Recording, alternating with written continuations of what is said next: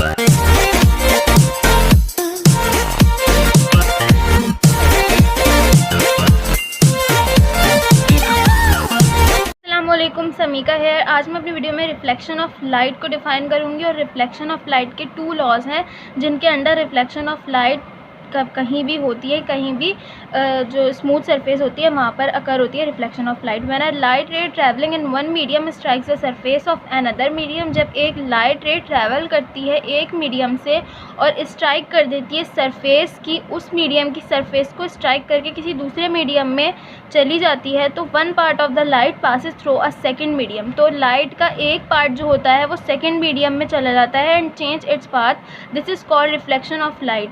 और अपना पाथ, अपना रास्ता चेंज कर लेता है, वो जो लाइट होती है वो रिफ्रैक्शन ऑफ लाइट होती है, रिफ्रैक्शन ऑफ लाइट होती है। वो रिफ्लेक्शन ऑफ लाइट नहीं होती, वो रिफ्रैक्शन ऑफ लाइट होती है।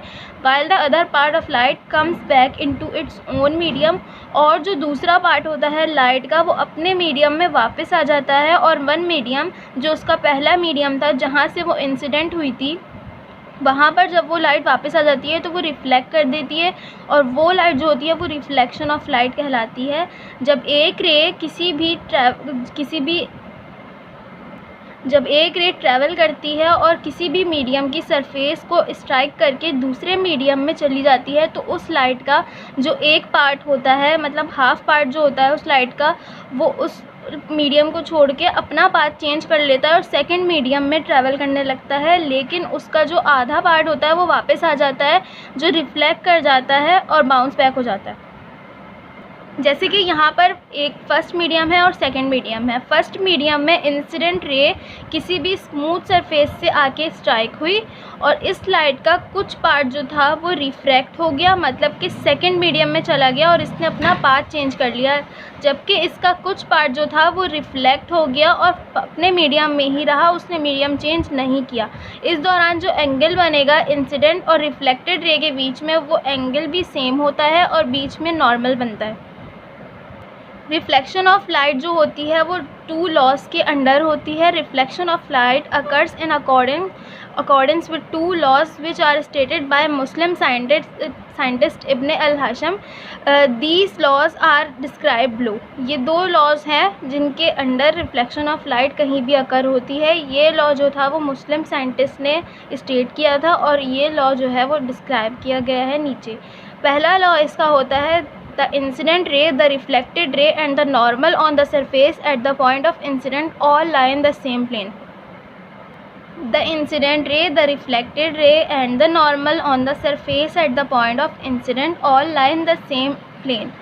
इंसिडेंट रे, रिफ्लेक्टेड रे उस पॉइंट पे जहाँ पर वो मीट कर रही होती हैं किसी भी सरफेस पर, वो पॉइंट जो होता है वो एक ही प्लेन में दोनों जो रेज़ होती हैं वो एक ही प्लेन में लाई कर रही होती हैं, सेम प्लेन में लाई कर रही होती हैं। जैसे कि यहाँ पे इंसिडेंट रे है और फिर वहीं से वो टकरा के दूसरी तरफ गई और वो रिफ़्लेक्ट हो गई, तो यहाँ पे दोनों पॉइंट्स जो है इंसिडेंट रे का और रिफ्लेक्टेड रे का पॉइंट है मिल रहा है आपस में, मतलब कि ये दोनों एक ही प्लेन पर लाई कर रही हैं।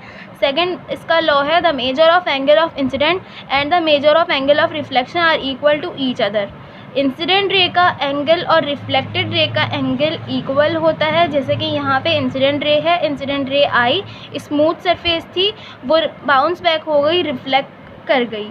अब यहाँ पर दोनों जहाँ पर मीट हो रही हैं, जहाँ पे इंसिडेंट रे और रिफ्लेक्टेड रे मीट कर रही हैं स्मूथ सरफेस पर, वहाँ से नॉर्मल बनेगा और नॉर्मल से रिफ्लेक्टेड रे का एंगल और नॉर्मल से इंसिडेंट रे का एंगल इक्वल होगा एक दूसरे के। अगर यहाँ पर फॉर एग्ज़ाम्पल इंसिडेंट रे का एंगल 60 डिग्री है या 45 है, तो रिफ्लेक्टेड रे का एंगल भी 45 ही होगा, दोनों का एंगल सेम होगा। इन लॉस के under he reflection of light कहीं भी स्मूथ सरफेस पर अकर होती है।